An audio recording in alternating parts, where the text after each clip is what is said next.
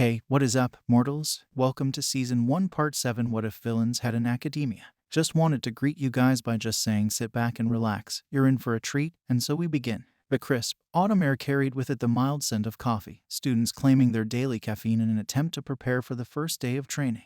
The walkway was overwhelmed with the clattering and shuffling of half-awake quirk users, vainly attempting to reorganize their thoughts while finding their homerooms in time for the vindictive bell. However, one unexpected scene transpired beside the students shortly after the school opened its doors. A pair linked arm in arm, both popular in the news for opposing reasons. Since the events had been finalized and items had been straightened out, the story of a hospital's odd villain attack, with certain detail expunged from the record, for safety's sake, and the urban legend gone reality of an ex-convict becoming a student at the school had erupted from newspapers. Classes were shifted around, specifically the attending students, due to views on the latter event causing pause in the parents of some. Even a couple attendees themselves refused to learn alongside a criminal, which caused some lower-scoring individuals to take the place of top examinees. This was all a couple weeks old, but what caused some students to do a double take wasn't noticing the two students walk through the gate. No, it was the fact that the two students walked up through the gates together, hand in hand, the boy flustered half to death and the girl cheery beyond a reasonable doubt. Himiko's face was warm and giddy, slowly losing the eeriness it had maintained for so long. Izuku's face was a brighter red than a stop sign, but also happy, content, even a little bit proud. This show of affection, however, fell on deaf ears of those too bullheaded to even consider the idea of a villain receiving redemption. The events at the exam were all but forgotten, nobody taking note of what either examinee had been through in their judgments. Midoriya seemed indifferent to their stares.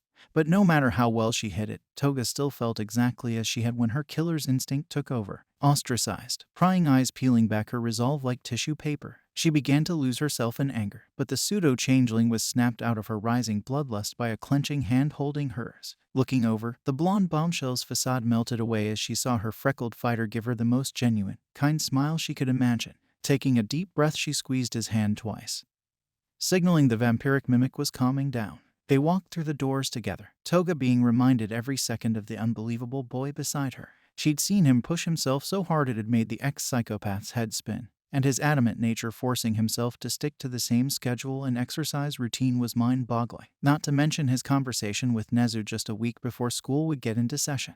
"I'm terribly sorry, Mr. Nezu, sir.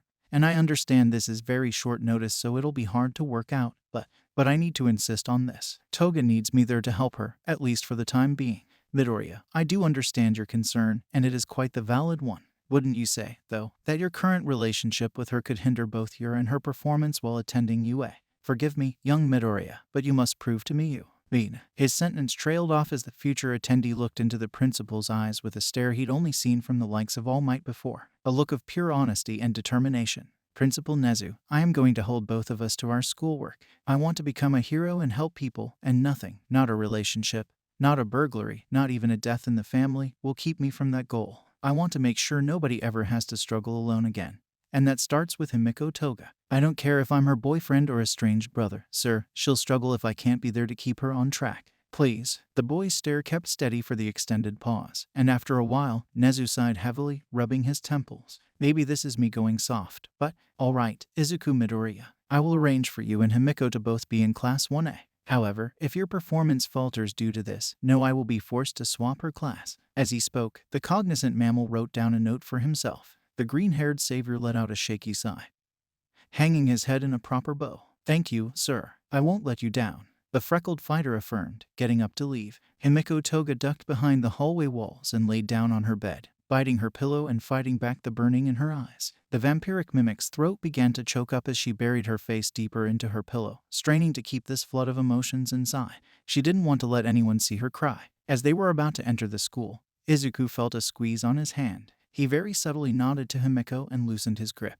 And with a brief glance at the corner of the building, the freckled fighter noticed the threat his pseudo-changeling did. Before Midoriya could falter in his judgment, Toga was on top of the attacker, lunging at the same time he did and landing atop the assailant hard, knees bashing into the antagonist's spine. Bakugo yelped in pain, and looking at the green-haired crybaby's horrified expression, she let the assailant stand up. "You're lucky you have a damn criminal protecting you or you'd be dead where you stand, Deku." The explosive examinee huffed indignantly, glaring at Izuku with the utmost malice. What nobody, not Himiko, not Katsuki, and certainly not Midoriya himself, expected was the response of the aspiring hero. You're lucky this damn criminal was here to get you first or you'd be dead where you stand, Kaken. The last word was cast at the Boom King, venom thick and viscous within the name. Truly taken aback, Bakugo fell silent and the blonde bombshell gave her partner a concerned look as the shy teen covered his mouth. Izuku, she muttered concerned, grabbing his hand tentatively. The pseudo-changeling made eye contact with him, and the young protege took a deep, shaky breath. Before leaving, he gave the violent fighter a determined stare. After what I've been through, Kaken, I'm not going to tolerate your belittlement. I'm done with your better-than-thou act. He turned around, Toga unsure if she should do anything to ease the teen's tension, not even bothering with eye contact. Izuku muttered one last sentence before heading through the doors. Brush yourself off and get to Class 1B. We're done here. As the couple walked through the doors, the vampiric mimic vainly attempting to ease the stress of her green-haired crybaby, Bakugo stared on in utter shock. Anger wasn't the right word, nor was fear. Perhaps a proper descriptor could be disheartened. Only then did he notice the pinprick in his arm. Noting it was slightly paler than before, Aizawa introduced himself to his class, then immediately had them go outside for quirk evaluation. The discussions within the student groups were nervous, but no individual was as nervous as Himiko. The words reverberated in her head on repeat, a broken record that couldn't be rewound. All right, we're going out to the field for some quirk tests. The person with the lowest overall score is gonna get expelled. Let's get this over with. With a lazy smirk and nothing more, the teacher gestured for his class to follow him out the door, and a thick film of dread rested itself upon 1A. The blonde bombshell was especially nervous about this event, due to her quirk being of no use to any physical events. Noting her anxiety, Izuku took her hand gently to comfort her. Able to breathe a bit better knowing at least one person was in her corner, she slapped her cheeks, steadying herself for the proceeding. Looking for any sign of insecurity in the green-haired hero in training, Himiko noticed a shockingly familiar, determined stare. This did comfort the pseudo-changeling to a significant degree, short-lived as that feeling was. The judgmental stares of those suspicious of her past and sneers from those familiar with her quirk left the blonde bombshell socially stressed and mildly irritable. However, Toga had a plan, one that would let her make full use of all for one's hasty awakening of her quirk.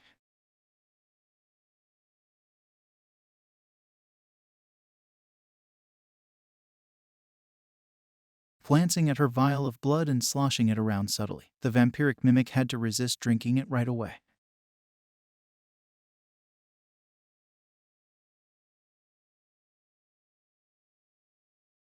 She was, fortunately, rewarded for her patience when the final event had rolled around. All right, this is the ball throw. Simple, throw it as far as you can. Let's see the two lovebirds tackle this first. Izuku, go. Aizawa patiently watched Midoriya walk up to the plate and readied himself, stretching out his throwing arm. Eraserhead seemed indifferent to the proceedings, fully expecting the young student to successfully launch the ball a considerable distance. After a brief pause, the machine Aizawa held bleeped to life and cheerily reported aloud, 893 meters. The group of spectators murmured amongst themselves in disbelief. Suddenly serious, Aizawa turned to face Toga. Now, your turn. How will you stay in the game here? Show me what you can do with that quirk of yours. Nodding in understanding and tossing an empty vial onto the ground. Himiko stretched just like Izuku had, but in her case, she began to change. A gray, clay-like substance crawled over her body rapidly, turning her feminine features masculine.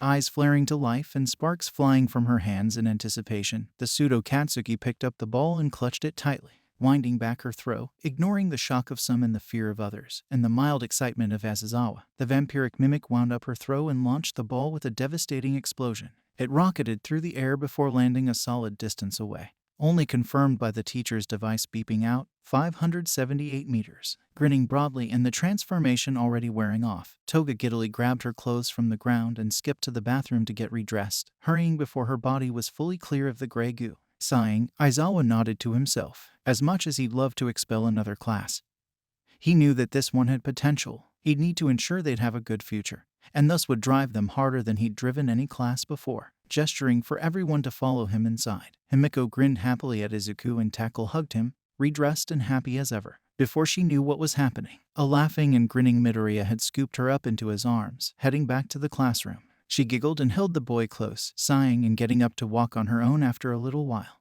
You know, Izuku, the blonde teen muttered, pensive. Curious, the freckled fighter glanced in her direction. What's up, Himiko?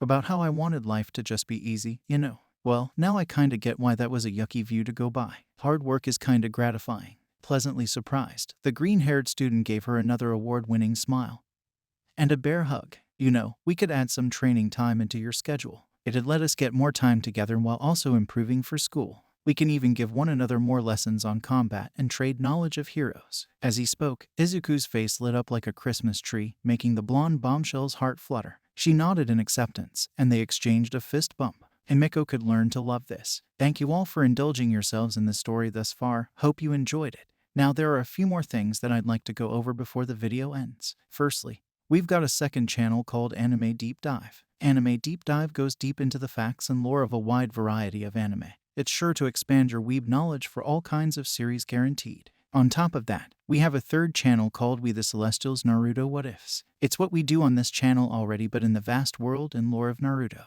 Go check it out if you're in the mood for some jutsu action. I'd like to let you all know on behalf of We The Celestials, I'd like to thank everyone involved in the production of today's awesome content. Their details will be in the description below. If you're perhaps interested in what we do here at WTC, then I would like to extend out an invitation to join the team.